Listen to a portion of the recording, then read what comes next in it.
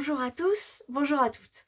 Je suis ravie de vous retrouver aujourd'hui pour continuer et finir la malle du parfait petit sorcier. Comme je vous l'ai expliqué dans la première vidéo de présentation, je ne me suis pas filmée pour la réalisation de la partie intérieure et des compartiments. Pour une raison toute simple, toutes les malles sont différentes et pour chacune d'entre elles, j'ai navigué à vue. Je n'avais rien ou presque rien préparé. J'ai beaucoup tâtonné, je me suis trompée, je me suis énervée, j'ai recommencé, bref. C'est mission impossible de faire un montage vidéo avec ça. En plus, je n'avais pas vraiment prévu d'en faire un tuto à ce moment-là. Donc aujourd'hui, je ne vais pas vous proposer un tuto avec une vidéo comme vous en avez l'habitude, mais je vais vous expliquer toutes les étapes et vous donner toutes les informations dont vous aurez besoin pour finir votre malle tout seul ou toute seule. Et vous allez voir, ce n'est pas sorcier finalement. Enfin, si, c'est une malle de petit sorcier. Tout d'abord, je n'ai pas utilisé les mêmes papiers pour les trois malles. Dans la première, j'ai utilisé cette toile enduite que j'ai trouvée à Babou ou B&M. C'est comme une toile de tableau, mais elle n'est pas sur un cadre en bois. Et moi, c'est le verso qui m'intéressait, parce que cela ressemble à une toile de jute. Ensuite, dessus, j'y ai collé les tableaux du film que j'ai trouvé sur internet. Pour la deuxième malle, j'ai gardé le même bloc action que j'avais utilisé pour faire l'extérieur, parce qu'il est juste trop beau et que toutes les feuilles allaient trop bien ensemble. Et finalement, pour la troisième, j'ai fait quelque chose d'encore différent, puisque j'ai imprimé l'arbre généalogique des plaques dans la maison de Sirius au Square Grimaud, que j'ai trouvé sur le site Transplaner HP, et je vous mets le lien dans la description, allez y faire un tour, c'est une mine d'or de bonnes idées et vous trouverez sûrement votre bonheur. Donc sur ce site, il y a 3 fichiers disponibles que j'ai imprimés sur du A4 110 grammes en tirant les marges au maximum. Ensuite, je les ai assemblés en pensant bien à ancrer mes bords avant et j'ai obtenu la frise entière de la tapisserie. Elle est tout simplement magnifique. On y voit Bellatrix Lestrange, Drago Malfoy, et malheureusement, ici, il y avait le beau Sirius, mais sa mère a effacé son portrait. Je vous mets un petit lien ici si vous n'avez jamais vu cette scène du film. Pour le côté gauche, le haut et le bas de ma porte, j'ai utilisé ce bloc de papier Action parce qu'il avait un fond noir. Donc vous pouvez utiliser un autre papier si vous n'avez pas celui-ci, ou même une feuille noire fera très bien l'affaire. Et je vous donne mes mesures pour le côté 4,5 par 29,5 avec un pli à 1 cm sur toute la longueur. Et pour le haut et le bas, 23 par 4,5 avec un pli à 1 cm sur les 3 côtés.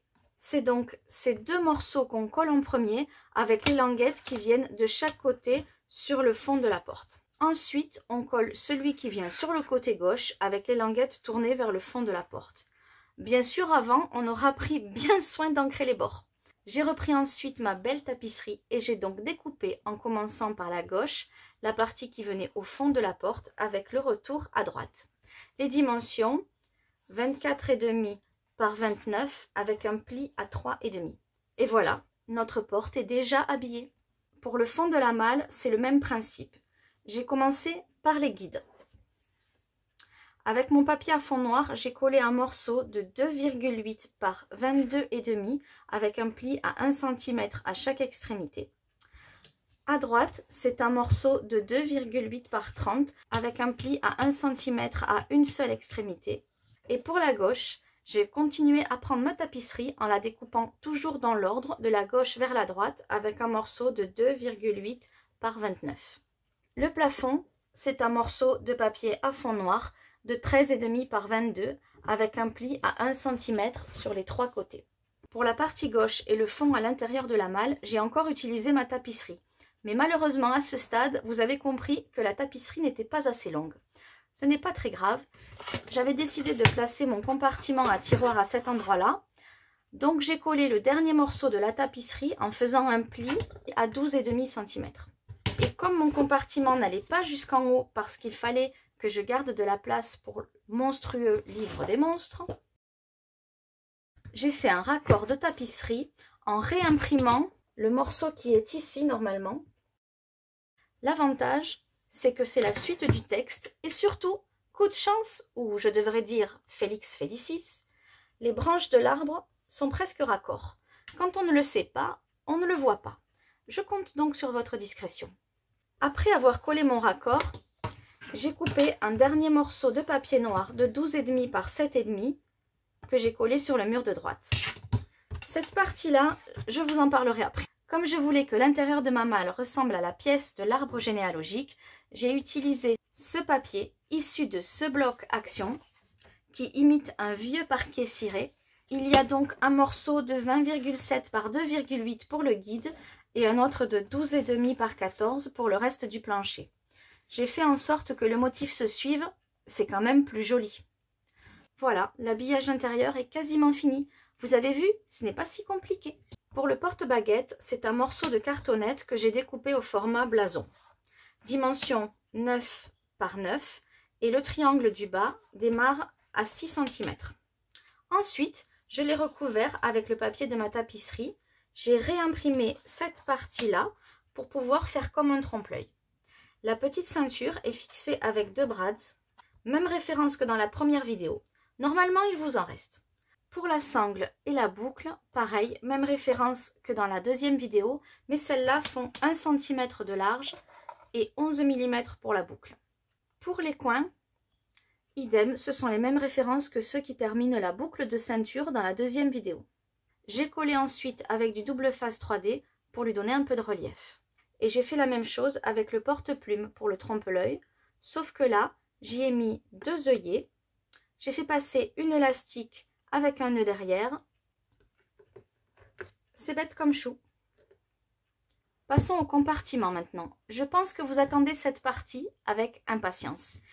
Il faut que vous sachiez que lors de la réalisation de cette malle, je savais déjà quels objets j'allais devoir y ranger. Donc j'ai fait mes compartiments sur mesure. Vous n'aurez peut-être pas les mêmes impératifs que moi en fonction de ce que vous voulez cacher dedans. Pour être plus clair, j'avais un livre de sortilèges à caser qui était trop grand pour les autres malles. Donc c'est lui qui a défini la hauteur de cette étagère. Tout simplement. Ensuite, le livre des monstres rentrait juste au-dessus. Heureusement, ça aurait été dommage de ne pas pouvoir le caser dedans. Et enfin, j'ai calculé l'épaisseur de tous les objets qui venaient ici. Donc, le livre de botanique, la carte du maraudeur, le carnet de Tom Jedusor, la lettre d'admission à Poudlard et l'écharpe. Et c'est ça qui m'a donné la place qu'il me restait pour faire ici mon compartiment à tiroir. Et heureusement, il me restait assez de largeur. D'ailleurs, je n'avais pas pu vous montrer l'intérieur de la lettre qui était scellée dans la première vidéo de présentation. J'en profite donc pour vous montrer le superbe seau de cire officiel de l'école de sorcellerie de Poudlard. C'est un objet magnifique. La lettre et la liste des fournitures, c'est un bête plagiat. Je me suis contentée de recopier le livre de J.K. Rowling. Et enfin, le billet pour le Poudlard Express au quai 9¾ recto verso. J'adore. Ma sœur a bien essayé de voler celui de sa fille le jour de Noël, mais heureusement nous avons réussi à le lui faire lâcher. De toute façon, elle n'avait pas de mal pour aller à l'école. Bisous sœurette. Donc l'étagère du haut, c'est un tout bête morceau de cartonnette de 20,8 par 12,5 que j'ai recouvert recto verso de papier bois parce que dans mon idée, on est dans une pièce, donc je voulais que ça ait l'air d'un meuble. Le papier vient de ce bloc action. Pour ce compartiment, je pense que je vais faire beaucoup de déçus et je suis vraiment désolée. Je ne vais pas vous expliquer ici le système électrique des lumières pour plusieurs raisons. La première, évidente, c'est que je pense que nous sommes très loin des normes CE, NF et compagnie en matière d'électricité, surtout pour un objet destiné aux enfants. Donc je ne veux pas prendre de risque de me retrouver avec un procès si par malheur votre maison, ou pire, prend feu à cause de ça. La deuxième pratique, c'est que sans vidéo pour vous montrer les étapes, les explications orales ne seront pas suffisantes. Et je suis désolée, je n'ai pas prévu de faire une 4e malle, il n'y a plus de petits sorciers à équiper dans mon entourage. La troisième décevante, c'est qu'en général, je me prenais bien la tête pour monter un circuit. Quand il fonctionnait, je collais mes habillages de papier dessus pour camoufler mes circuits. Là déjà, ça commençait à plus trop bien fonctionner tout le temps, donc je bidouillais pour rétablir le courant. Et quand je collais le compartiment dans la malle, je vous le donne dans le mille, c'est là en général que plus rien ne s'allumait. Je ne compte plus le nombre de fois où j'ai décollé mes cartons, mes papiers, pour essayer d'arranger au mieux mes petites lumières. C'est très décevant et j'ai bien failli baisser les bras un paquet de fois. Je vous passe les détails de la malle qui s'allume un jour sur deux sans qu'on ait rien touché. Et puis, en plus, pour que chaque enfant ait au moins une lumière qui s'allume, pour qu'il n'y ait pas le jaloux, j'ai rajouté des circuits électriques en me disant que sur deux, le jour J, il y en aurait bien un qui s'allumerait. Bref, je me suis donc rajouté des angoisses pas possibles. C'est comme ça que j'ai rajouté la salle des potions dans la première malle et la lumière bleue pour le diadème dans la deuxième. Et vous aurez aussi remarqué que sur cette malle, rien n'est collé, pour les mêmes raisons. Le jour où j'ai filmé la présentation, j'avoue que j'ai un petit peu triché en étant dans l'obscurité pour être sûre qu'on verrait un peu les lumières, et même comme ça, le compartiment avec la coupe de pouf-souffle n'était pas bien visible. Voilà, ma technique n'étant pas assez au point, même au bout de 3 malles pour me permettre de vous faire un tuto digne de ce nom qui marche à tous les coups, j'aurai vraiment trop de personnes mécontentes après ça et je ne peux pas me le permettre. La seule chose que je peux faire pour vous aider, c'est vous donner toutes les clés que j'ai trouvées pour les réaliser. Et si vous décidez de vous lancer, je serai là pour répondre à vos questions et éventuellement vous envoyer les quelques photos que j'ai prises pendant le montage des différentes malles. Ça, c'est promis. Pour le matériel, j'ai utilisé le même que celui que conseille Aurélie Craft Studio pour faire des cartes lumineuses. Si vous ne connaissez pas encore sa chaîne, je vous conseille vivement d'aller faire un tour. Je vous mets le lien ici. Elle fourmille de bonnes idées, de bonnes astuces. Moi, je l'adore et j'ai beaucoup progressé en la regardant. Le matériel est dans la description de sa vidéo. Il y a des rubans de cuivre autocollants et des toutes petites LED minuscules. On a plusieurs couleurs, rouge, vert, bleu, blanc et jaune. Ensuite, je vais vous donner 3 conseils. La grande difficulté que vous rencontrerez, ça sera de faire l'interrupteur.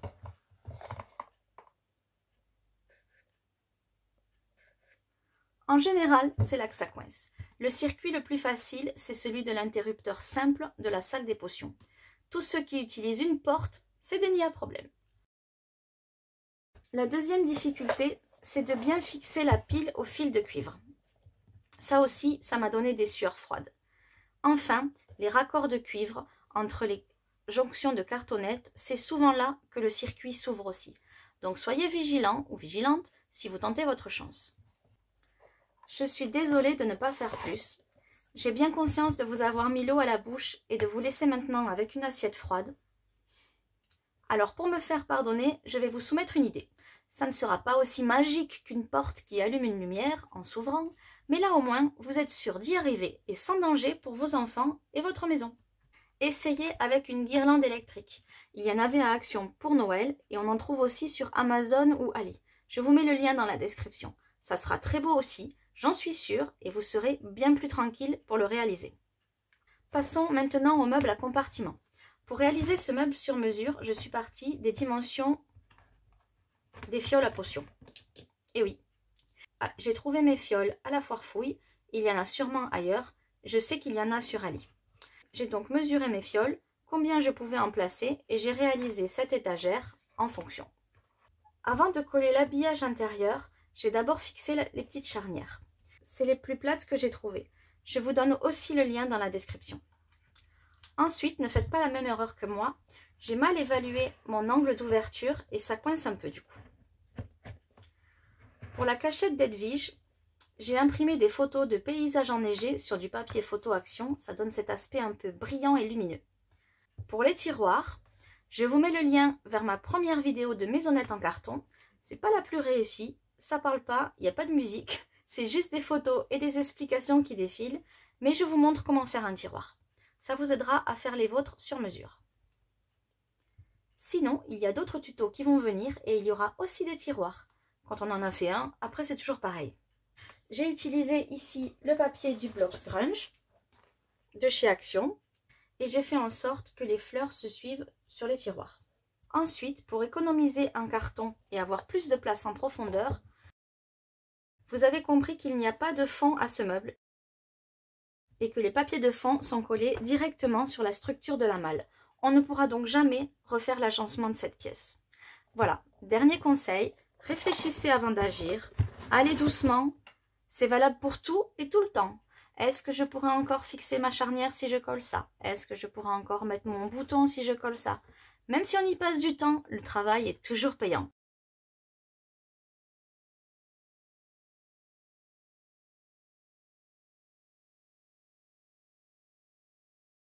Je suis sûre que vous allez faire des merveilles. J'ai hâte de voir vos malles de vos petits sorciers et que vous me racontiez les étoiles dans les yeux de vos enfants. Pour ma part, quand je les ai offertes à Noël, j'avais emballé les baguettes dans du papier craft avec de la ficelle, comme quand Harry reçoit le Nimbus 2000. Ce sont des hiboux ou des chouettes, on n'a pas eu trop le temps de le voir, qui ont déposé les petits colis devant la porte. Et il y avait un petit parchemin scellé avec un cachet de cire qui donnait à chaque enfant un indice pour réussir un premier sortilège. En mettant en commun leurs informations, ils ont réussi à faire apparaître les malles magiques. Il leur a fallu plus d'1 heure pour tout déballer. Étrangement, c'est les tiroirs qu'ils ont ouverts en dernier. Ça m'a surpris, j'avais pensé bizarrement que c'est ce qu'ils ouvriraient en premier. Il a quand même fallu les aider à trouver quelques cachettes ou interrupteurs. Plus tard, le soir, mon fils m'a dit « Tu sais maman, quand je l'ai ouvert, j'ai cru que j'allais être aspirée dans le monde d'Harry Potter. J'ai dû la refermer et attendre un peu que mon émotion passe. » Il n'aurait pas pu me faire un plus beau compliment. J'ai eu moi aussi ma dose d'émotion. Forcément, après y avoir passé autant de temps, j'aurais été très déçue si les cadeaux n'avaient pas eu de succès. Mais tout s'est bien passé, et petits et grands ont été conquis, et mes heures de labeur se sont envolées. Je vous propose de me rejoindre sur ma page Facebook pour échanger des astuces, des conseils, des photos, et me poser toutes vos questions. Je saurai me rendre disponible pour vous. J'ai tellement hâte de voir vos ouvrages. Vous pouvez me contacter aussi par mail delacolleplein-mes-doigts@gmail.com. J'aimerais bien relever un de vos défis. Alors soumettez-moi vos idées, vos envies et je tenterai d'en faire un tuto. Merci encore pour tous vos témoignages, ça me touche beaucoup. Ça fait beaucoup de bien, je vous assure. Je vous dis à très bientôt pour un nouveau tuto.